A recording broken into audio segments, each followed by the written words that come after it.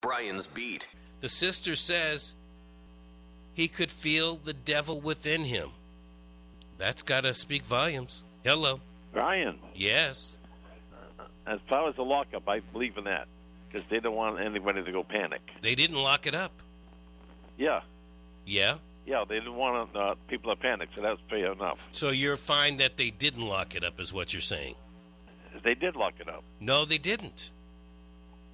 At the theater. They didn't say anything to any of the theater goers. Oh, yeah. Oh, well, you know why? Because they didn't want them to panic. Now, this is what I would do if I So was... in other words, you like the move that they made by not saying anything, by not locking it up. Yes. Yeah, Okay. Yeah. Now, and the other thing, at Bertucci'S, you're in there with a friend, a woman friend, and this guy's waving a knife. You're doing normally as the teacher would. I would pick up a chair and go right for him. I don't know what the teacher did. It's my life or his. And he overpowered. If that's the case, that would be. I'm very sorry for the teacher, and what happened. I'm sure you would do the same. What would you do in that situation, Brian? Give me a better scenario. What if somebody wielding a knife? He's wielding a knife and he stabs some woman there, and you're there and you see that. You're going to defend anybody else and yourself. You go after. Well, you know what? Now, let's let me try to answer your question. Right. Because it's easy to sit in my chair for you to sit in your recliner and make said comment. If I see them coming after my family, yeah. Now that's an entirely different story than seeing this guy go after somebody else. The first thing that I can recall in life when I've seen something similar, yes, is the fact that you go into a state of shock because you're not quite sure what the heck is going on. Yeah, sure. Okay. Now, if you're cognizant enough to realize what's going on, and you see that maybe your family or yourself is at risk, then you take the proper precaution. Yeah. If he's on the other side of the restaurant, and you're thinking, well, there's only one person, I might be thinking, let me get my family the heck out of here. Yeah. And never mind trying to subdue the guy. You know, there's so many things that go through your head at that particular moment. Right. But I can't say I'm going to sit here and play hero to 1,000 people that I don't know when a guy's got a blood-soaked knife in his hand. Oh, I know. You know? Yeah. I mean, maybe other people would. However, if I had a gun on me against his knife, that's an entirely different thing. Oh, yeah, sure. You know, it's easy. It's easy to say, yeah, wouldn't you try to stop him? Yeah. You have to think along those. You got to get out of the fact, hey, there's some fool in here with a knife, and he's stabbing people. Right, yeah. All right? So you think you're going to go after him. That's what you're going to do. I think so. You think so? Yeah. I mean, I would. You would? I would grab a chair or something. All right, and why would you grab a chair? Because I'm going to right after with a chair. Okay, and he's got a knife. You don't think he can knock the knife out of your hand? I mean, knock the chair out of your hand. I don't know. It'll be a tough one. Think about that. Yeah. You're going to go after him with a chair. Yeah. Well, you've been watching too many TV shows. What are you watching? A Western? Gunsmoke?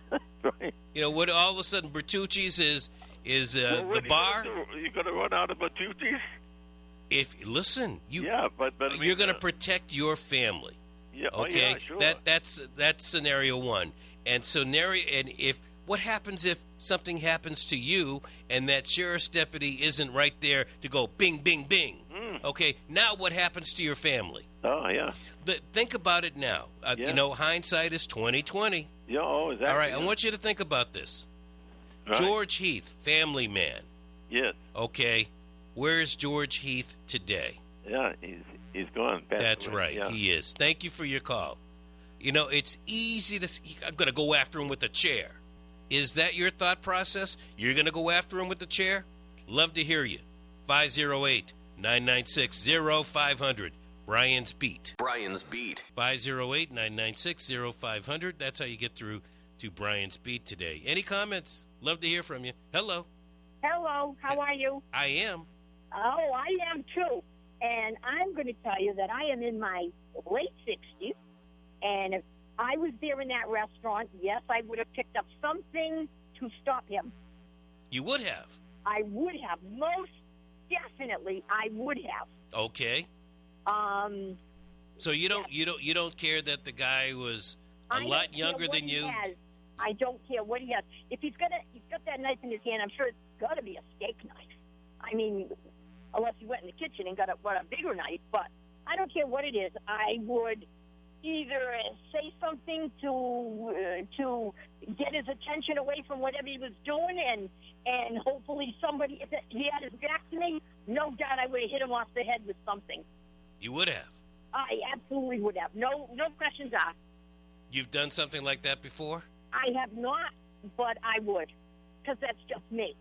That's just you. I react before my brain gets into gear sometimes. But yes, I would definitely. I'm not the type to sit back and watch something happen to somebody else. So let me take this to the next step, if you don't mind. I don't mind. So the guy turns around and he sees you with the knife, and you see him with his knife, and he's already stabbed people, so it's blood-soaked. Yep. Are you going to start dueling with him?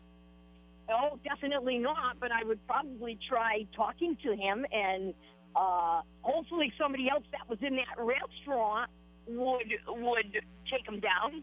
I'm sure that people that were in there would not just sit back, unless maybe it was a time that it was dead in there. Who knows? I don't know. Poor choice of words. What was that? Poor choice of words. I'm sorry. Where it was less busy. No one in there. A time that it was not busy. Well, look, I'm glad to hear that you think that you would do something like that. I applaud your efforts. I'm not sure that everyone is going to feel the same way. Oh, I'm sure not, because, I mean, I've seen people that, I've seen a man laying on the sidewalk, and people were walking by him like he's not even there. Are you stupid, or are you just numb, or I don't know. I don't know. But I could never see someone in trouble and just sit back or keep on going. That's just not me. Well, I'm glad to hear that. I wish the best for you, because, if he turns around and he's seeing the devil, as his sister said, he's got the devil within him. That could be quite the confrontation between a woman in her 60s and a man in his 20s.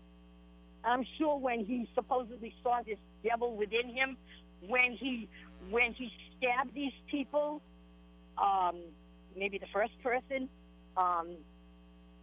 maybe that part of it, kind of like his mind went away. He did what the devil wanted him to do, and now he's all set. I don't know. I've never had a mental illness. I don't know anyone who has a mental illness. But I've always thought that if I was being robbed or taken or whatever, that I would try to talk to this person and just keep talking and talking to them, and until I could get the upper hand or someone could help me. All right. Well, thank you very much. I do appreciate the call. Brian's Beat.